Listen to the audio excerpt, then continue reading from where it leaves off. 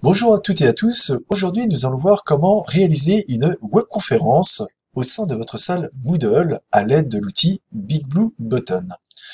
Donc dans votre enseignement, vous allez toujours retrouver en en-tête un espace dédié aux webconférences avec ici un lien qui vous permet d'accéder à la salle. Il suffit de cliquer sur ce lien pour ensuite accéder à ce bouton qui vous permet d'entrer dans la session. Au lancement de votre session, vous allez retrouver une interface, ici, de BigBlueButton, avec la possibilité de choisir soit votre microphone, soit votre casque. Les auditeurs peuvent se connecter avec le casque, et les enseignants pourront bien sûr se connecter avec leur micro.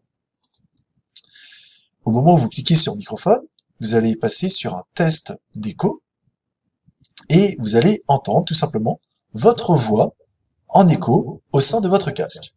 Vous pouvez cliquer sur oui si vous entendez bien votre voix. À présent, je retrouve ici sur le menu latéral gauche la liste de tous les utilisateurs. Si certains auditeurs sont connectés avec leur micro, vous pouvez à n'importe quel moment cliquer sur ce petit engrenage pour mettre en sourdine tous les utilisateurs sauf le présentateur. Vous avez également sur le côté latéral gauche la possibilité d'accéder à un chat, à un système de conversation en ligne. Les utilisateurs, les auditeurs pourront donc poser leurs questions directement à travers ce système de discussion publique. Quant à vous, vous pourrez bien naturellement activer ici votre web caméra, gérer votre microphone, vous pouvez le couper à tout instant, le réactiver. Pour activer votre webcam, il suffit de cliquer sur celle-ci et de cliquer ensuite sur la qualité pour définir une qualité minime. Plus vous allez baisser en qualité, plus vous allez ainsi préserver la bande passante pour avoir une webconférence fluide et efficace. Je vais cliquer ici sur le bouton « Commencer à partager » et ma web caméra va s'afficher en haut de mon écran ici même. En dessous de cette web caméra, je retrouve ici mon document par défaut, une page blanche tout simplement. Et si je souhaite partager maintenant un document, je vais venir cliquer ici sur le bouton « Action » pour venir charger une présentation.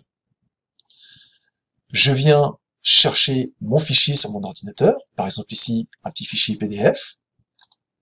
Les fichiers PDF sont souvent préconisés.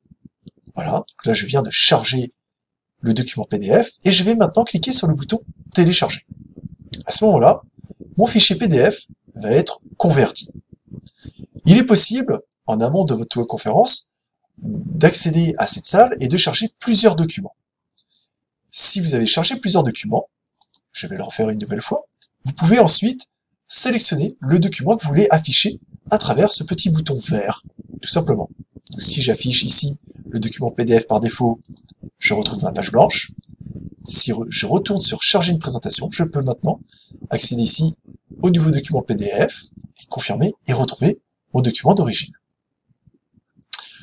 Vous avez la possibilité naturellement de passer les différentes diapositives et vous pouvez, avec des petits outils situés à votre droite, effectuer par exemple des tracés, des coups de crayon, pourquoi pas inclure du texte, faire des entourages avec des systèmes de cercles. Vous pouvez définir naturellement les différentes couleurs et les tailles de tous ces coups de crayon. Si vous voulez effacer ces annotations, vous pouvez ici cliquer sur la petite corbeille située à droite. Enfin, vous avez la possibilité également ici de partager votre écran, ce qui peut être très utile pour, par exemple, partager l'interface d'un logiciel bien spécifique. Voilà, donc vous pouvez soit partager l'intégralité de votre écran, soit une fenêtre d'une application, soit un onglet de votre navigateur web. Très important, vous pouvez à n'importe quel moment, ici, cliquez sur le bouton « Commencer l'enregistrement » pour lancer l'enregistrement de votre webconférence. Alors, n'importe quel moment, pas vraiment. En fait, il faudra cliquer sur le bouton « Commencer l'enregistrement » dès le début de votre webconférence. Donc, je lance ici l'enregistrement, je clique sur « Oui », l'enregistrement débute. Je peux à n'importe quel moment recliquer sur ce bouton pour éventuellement le mettre en pause. Et lorsque ma webconférence est terminée, je vais tout simplement ici cliquer sur les petites options situées tout en haut à droite et choisir de mettre fin à la réunion. Oui, la session est terminée et on va me rediriger vers l'écran d'accueil. Donc vous voyez que cette conférence était en cours, elle vient tout juste de s'achever. Voilà. L'enregistrement va être compilé et être mis en ligne un peu plus tardivement dans cette rubrique.